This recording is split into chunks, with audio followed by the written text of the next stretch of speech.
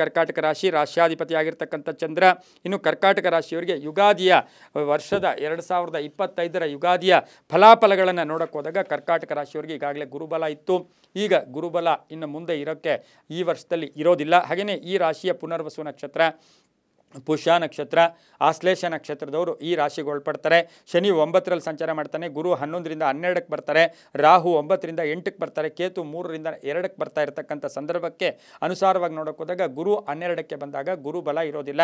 ವೃತ್ತಾ ಸಂಚಾರಂ 12ಕ್ಕೆ ಬಂದಾಗ ವೃತ್ತಾ ಸಂಚಾರಂ ಇರ್ಬೋದು. ಹಾಗೆಯೇ ಅನ್ನೆಸರಿ ಟೆನ್ಷನ್ಸ್, ಅನ್ನೆಸರಿ ಮಾತಾಡೋಕ್ಕೆ ಹೋಗಿದ್ದರೆ ಕಷ್ಟ ಆಗುತ್ತೆ. ಹಾಗೆಯೇ ಸ್ಥಾನಭ್ರಂಶಂ, ಆ ಸ್ಥಾನಭ್ರಂಶ ಆಗ್ತಕ್ಕಂಥದ್ದು, ಧನ ಜಾಸ್ತಿ ವ್ಯಯ ಆಗ್ತಕ್ಕಂಥ ಸಾಧ್ಯತೆ, ಅಧಿಕ ವ್ಯಯ ಆಗ್ತಕ್ಕಂಥ ಸಾಧ್ಯತೆ ಗುರುವಿನಿಂದ ಇರುತ್ತೆ. ಸ್ವಲ್ಪ ಜಾಗೃತಾವಸ್ಥೆ ನಿಮ್ಮನ್ನು ಕಾಪಾಡುತ್ತೆ. ಅವಶ್ಯಕತೆಗೆ ಎಷ್ಟು ಬೇಕೋ ಅಷ್ಟು ಖರ್ಚು ಮಾಡಿಕೊಂಡ್ರೆ ಒಳ್ಳೆಯದಾಗುತ್ತೆ. ಉದ್ಯೋಗದಲ್ಲಿ ಶುಭ ಆಗ್ತಕ್ಕಂಥದ್ದು, ಅಲ್ಪ ಪ್ರಗತಿ ಅಂತ ಹೇಳುತ್ತೆ. ವ್ಯವಸಾಯದಿಂದ ಒಳ್ಳೆಯದಾಗ್ತಕ್ಕಂಥದ್ದು, ವ್ಯಾಪಾರಸ್ಥರಿಗೆ ಶುಭ ಆಗುತ್ತೆ. ಬಂಧುಗಳ ಜೊತೆ ಸಣ್ಣ ಪುಟ್ಟ ಕಲಹಗಳು ಕೂಡ ಉಂಟಾಗ್ತಕ್ಕಂಥ ಸಾಧ್ಯತೆ ಇರುತ್ತೆ. ಪಾಲುದಾರಿಕೆಯಿಂದ ಒಳ್ಳೆಯದಾಗುತ್ತೆ. ಹೊಸ ವ್ಯಾಪಾರಕ್ಕೆ ಪ್ರಯತ್ನ ಪಡ್ತೀರಾ. ಕೆಲವರು ಮನೆ ಬಿಟ್ಟು ಇನ್ನೊಂದು ಕಡೆ ಸೆಟ್ಲ್ ಆಗ್ತಕ್ಕಂಥ ಸಾಧ್ಯತೆ ಕೂಡ ಇರುತ್ತೆ. ವಾಹನ ಯೋಗದಲ್ಲಿ ಅಲ್ಪ ಕಂಟಕಗಳು ಅಂತ ಹೇಳುತ್ತೆ.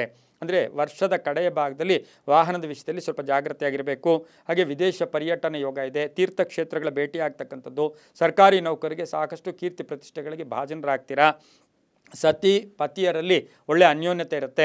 ಮಗಳಿಂದ ಮನೆಯಲ್ಲಿ ಕೀರ್ತಿ ಪ್ರತಿಷ್ಠೆಗಳು ಜಾಸ್ತಿ ಆಗುತ್ತೆ. ಧರ್ಮ ಕಾರ್ಯಗಳಲ್ಲಿ ಭಾಗಿಯಾಗ್ತೀರಾ. ಉದ್ದಿಮೆದಾರರಿಗೆ ಶುಭ ಆಗುತ್ತೆ. ರಾಜಕೀಯ ವ್ಯಕ್ತಿಗಳು ಒಳ್ಳೆಯದಾಗುತ್ತೆ. ರೈತರಿಗೆ ಶುಭ ಆಗ್ತಕ್ಕಂಥದ್ದು. ಹಾಗೆ ಶನಿ 9ರ ಶನಿ ಅಂತ ಹೇಳಿದಾಗ ತಂದೆಯ ಆರೋಗ್ಯದ ಚಿಂತೆ ಕಾಡ್ತಕ್ಕಂಥ ಸಾಧ್ಯತೆ ಕೂಡ ಇರುತ್ತೆ. ಶೋಕ ರೋಗ ಮಹಾ ದುಃಖಂ ಅಂತೂ ಕೂಡ ಕರೀತಾರೆ. ಸ್ವಲ್ಪ ಶೋಕಗಳು, ಅನ್ನೆಸರಿ ಬೇಕಾದವರು ತುಂಬ ಕಳ್ಕೊಳ್ತಕ್ಕಂಥ ಸಾಧ್ಯತೆ ಕೂಡ ಈ ವರ್ಷದಲ್ಲಿರುತ್ತೆ. ವ್ಯಾಪಾರಸ್ಥರಿಗೂ ಕೂಡ ತುಂಬಾ ಒಳ್ಳೆಯದಾಗ್ತಕ್ಕಂಥ ಯೋಗ ಕೂಡ ಇರುತ್ತೆ. ಇನ್ನು ಮನೆಯ ವಿಚಾರದಲ್ಲಿ ಸ್ವಲ್ಪ ಟೆನ್ಷನ್ ತೊಗೋಬೇಕು. ಮನೆಯ ಯೋಗ ಕೂಡ ಇರ್ತಕ್ಕಂಥ ಸಾಧ್ಯತೆ ಕೂಡ ಈ ವರ್ಷದಲ್ಲಿ ಇರ್ತಕ್ಕಂಥದ್ದು. ಇನ್ನು ಈ ವರ್ಷದ ಕಟಕ ರಾಶಿಯವರಿಗೆ ಆದಾಯ 8 ಇರುತ್ತೆ, ಖರ್ಚು 14 ಇರುತ್ತೆ. ಖರ್ಚು ಜಾಸ್ತಿ ಆಗ್ತಕ್ಕಂಥದ್ದು, ಸ್ವಲ್ಪ ಸಾಲ ಸೋಲಗಳನ್ನು ಮಾಡಬೇಕಾಗಿರ್ತಕ್ಕಂಥ ಸಾಧ್ಯತೆ ಕೂಡ ಇರುತ್ತೆ. ಈ ವರ್ಷದಲ್ಲಿ ಕೃಷ್ಣನ ಆರಾಧನೆ ಮಾಡ್ಕೊಳ್ಳೋದು, ಪ್ರತಿನಿತ್ಯವೂ ಹರೇ ಕೃಷ್ಣ ಕೃಷ್ಣ ಕೃಷ್ಣ ಹರೇ ಹರೇ, ಹರೇ ರಾಮ ರಾಮ ರಾಮ ಹರೇ ಹರೇ, ಕೃಷ್ಣನ ಪೂಜೆ ಮಾಡ್ಕೊಳ್ಳೋದು. ಕೃಷ್ಣ ಕ್ಷೇತ್ರವನ್ನು ಭೇಟಿ ಮಾಡ್ಕೊಂಡಿದ್ದೆ ಆದರೆ ತುಂಬಾ ಒಳ್ಳೆಯದಾಗ್ತಕ್ಕಂಥ ಸಾಧ್ಯತೆ ಕಟಕ ರಾಶಿಯವರಿಗಿರುತ್ತೆ. ಸಾಧ್ಯವಾದಷ್ಟು ಕುಟುಂಬದಲ್ಲಿ, ಮನೆಯಲ್ಲಿ, ಅಂದರೆ ನೀವು ಮಾಡಿದ ಆಹಾರ ಅಥವಾ ನಿಮ್ಮ ಮನೆಯಿಂದ ಅನ್ನದಾನವನ್ನು ಮಾಡಿದ್ದರೆ, ಮನೆಯಲ್ಲಿ ಕರೆದು ಅನ್ನದಾನ ಅಂದಾಗ ದೇವಸ್ಥಾನದಲ್ಲಿ ಅನ್ನದಾನ, ಎಲ್ಲೋ ಆರ್ಫನೇಜಲ್ಲಿ ಅನ್ನದಾನ ಅದಲ್ಲ, ಮನೆಯಲ್ಲಿ ಅನ್ನದಾನವನ್ನು ಜಾಸ್ತಿ ಈ ವರ್ಷದಲ್ಲಿ ಮಾಡ್ಕೊಳ್ಳಿ. ಸಾಕಷ್ಟು ಶುಭ ಆಗ್ತಕ್ಕಂಥ ಯೋಗ ಕೂಡ ಇರುತ್ತೆ. ಬಿಳಿ ಮತ್ತು ಹಳದಿ ಬಣ್ಣ ಈ ವರ್ಷದಲ್ಲಿ ಸಾಕಷ್ಟು ಶುಭ ಫಲಗಳನ್ನು ಕೊಡುತ್ತೆ. 2 ಮತ್ತು 8 ತಮ್ಮ ಅದೃಷ್ಟದ ಸಂಖ್ಯೆಗಳಾಗಿರುತ್ತೆ. ಉತ್ತರದ ದಿಕ್ಕಿನ ಪ್ರಯಾಣಗಳು ಈ ವರ್ಷದಲ್ಲಿ ತುಂಬಾ ಒಳ್ಳೆಯದಾಗುತ್ತೆ. ಕೃಷ್ಣನ ಆರಾಧನೆ ಮಾಡ್ಕೊಳ್ಳೋದ್ರಿಂದ ಸಾಕಷ್ಟು ಶುಭ ಆಗುತ್ತೆ.